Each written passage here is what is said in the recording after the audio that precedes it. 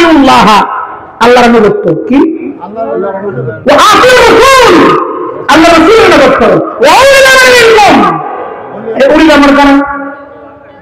আর তাশাহুদের মধ্যে তাদেরকে স্মরণ করো, দরুদ শরীফের মধ্যে তাদের স্মরণ করো। দরুদ শরীফের মধ্যে আমরা নামাজের মধ্যে কি শুধুমাত্র আল্লাহর নবীর স্মরণ করি? নবী পাকের আগের পরের সমস্ত বংশধরের স্মরণ করি, ঠিক না? তাহলে নামাজের মধ্যে নবীর বংশধর, নবীকে স্মরণ করা, এটা আমাদের ইবাদতের অংশ নাকি অংশ না? হজে কেন যাই? আল্লাহ সবখানে আছে।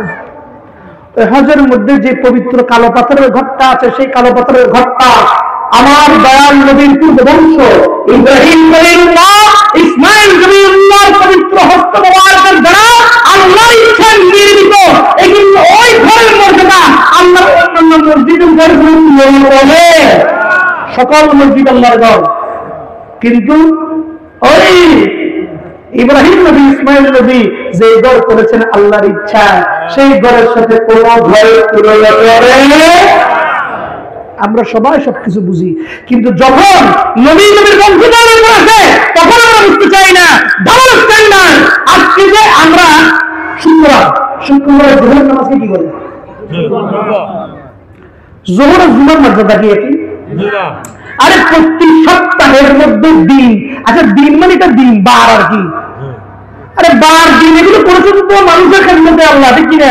দিন রাত আল্লাহ করছেন, মৃত্যু জীবন করছেন, এগুলো ভ্যারাইটি মানুষকে, মানুষের সাথে মানুষ বোর না হয়ে যায়, মানুষ তো বিরক্ত না যায়। সারাদিন যদি রাত থাকে, দিন না থাকে, মানুষ কোনো বিরক্ত হয়ে কি মারা যাবে।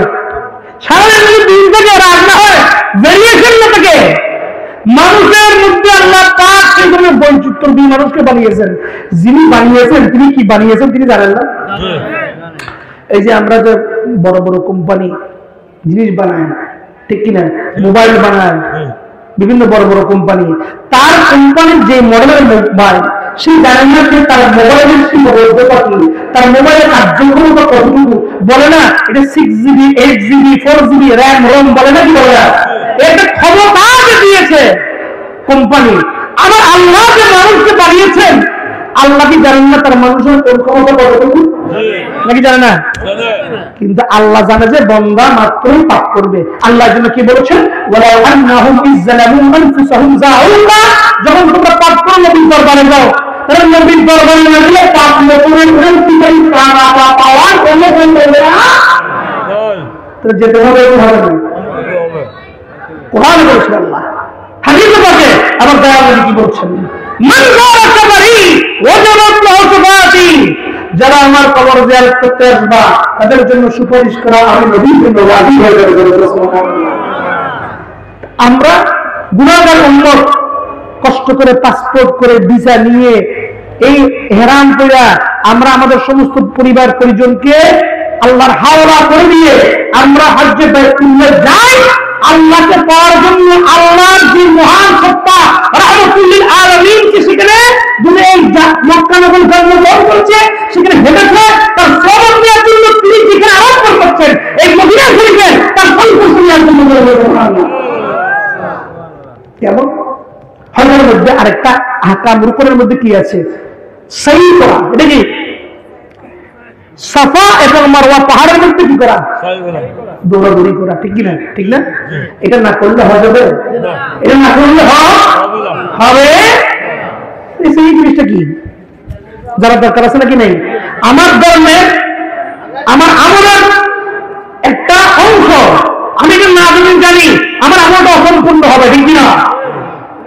এই সাফা মারওয়া পাহাড়ের মাঝখানে ইব্রাহিম নবী আল্লাহর নির্দেশে তার বৃদ্ধ বয়সে জন্ম নেয়া ইসমাইল জবিউল্লাহকে এবং তার মাকে আল্লাহর নির্দেশে বিরান্ডুরি এই ঘরের মধ্যে, মক্কা নগরীর মধ্যে ফেলে এসেছেন, যেটা পরবর্তীতে মক্কা নগরী হবে, যেখানে তার সর্বযুগের সর্বশ্রেষ্ঠ তার সাইয়্যিদুল মুরসালিন আসবেন, তার পরিবেশ তৈরি করার জন্য তার পূর্বপুরুষকে রেহাদত করেছেন। তার মা বিবি হাজরা, যিনি আল্লাহর ওলি, কারণ মহিলাদের মধ্যে কোন নবী, তার মা হাজরা কি? ওলি আল্লাহ। বিবি আসিয়া কি? মা মরিয়ম কি? খাদিজাতুল কুবরা কি, মা ফাতেমাতুজ জাহরা কি। আল্লাহর ওলির নামে সূরা মরিয়ম, আল্লাহ একটা ওলি নামে একটা সূরা লিখেছেন, ঠিক কি না? সূরা কাহাফ আল্লাহর ওলিদের কথা নিয়ে কোরআন, আল্লাহর জিকির। সূরা কাহাফের যে আয়াতগুলো আছে এগুলো দিয়ে নামাজ পড়লে কি নামাজ হবে না? নাকি সূরা কাহাফের মধ্যে আল্লাহ ছাড়া অন্য কিছুর কথা আছে, এই জন্য নাউযুবিল্লাহ সূরা কাহাফ দিয়ে নামাজ পড়লে নামাজ হবে না, এই কথা কি দেয়া যাবে? আল্লাহর ওলিদেরকে কিরকম বরকত দিয়ে রহমত দিয়েছেন আল্লাহ। আল্লাহর ওলি তার বাচ্চা পুত্র ইসমাইল জবিউল্লাহকে বাঁচানোর জন্য পানির সন্ধানে এখান থেকে এখানে দৌড়াদৌড়ি করেছেন। যে দৌড়াদৌড়ি করেছেন আল্লাহ রাব্বুল আলামিন আমরা পরবর্তী উম্মতের জন্য সেটা আমাদের জন্য তরবিয়া করে তৌফিক দিয়েছেন। এবং কোরআন পাকে তিনি কি বলছেন, ওয়া মা ইয়াযিল মিন কাইল্লা ফাইনহাবিল কুলুব, তোমরা আল্লাহর নিদর্শন সম্মান করো যেন তার মাধ্যমে তোমাদের অন্তরে আল্লাহর ভয় পয়দা হয়। সুবহানাল্লাহ। বান্দার অন্তরে যদি আল্লাহর ভয় পয়দা না হয়, নামাজ রোজা হজ যাকাত করে কোনো কিছু হবে? আল্লাহর ভয় হলো সত্য, আল্লাহর ভয় হলো সত্য, আর নবীর মহব্বত হলো সত্য। কারণ আমার দয়ালু বুখারী শরীফের মধ্যে বলছে, তোমাদের ঈমান ততক্ষণ পর্যন্ত সম্পূর্ণ হবে না যতক্ষণ পর্যন্ত না আমি নবী মুহাম্মদ রাসূলুল্লাহকে তোমরা নিজ নিজের পরিবার পরিজন আত্মীয় স্বজন মা বাবা ভাই বোন স্ত্রী পরিবার অর্থ সব কিছু তাহলে নবীকে নিজের প্রাণাধিক ভালোবাসা, এটা কি আইন নাকি আইন না? এটার বাইরে গেলে ইমান আসার কোন সম্ভাবনা আছে? যদি আমরা হাদিসকে মানি, সেই হাদিসকে মানি, আল্লাহর নবীর নির্দেশনা মানি। এখন কেউ বললে বলো আল্লাহর নবীর নির্দেশনা, আল্লাহর নবীর নির্দেশনা এটা আল্লাহ তো করে নাই, নবী হাদিসে না করেছেন।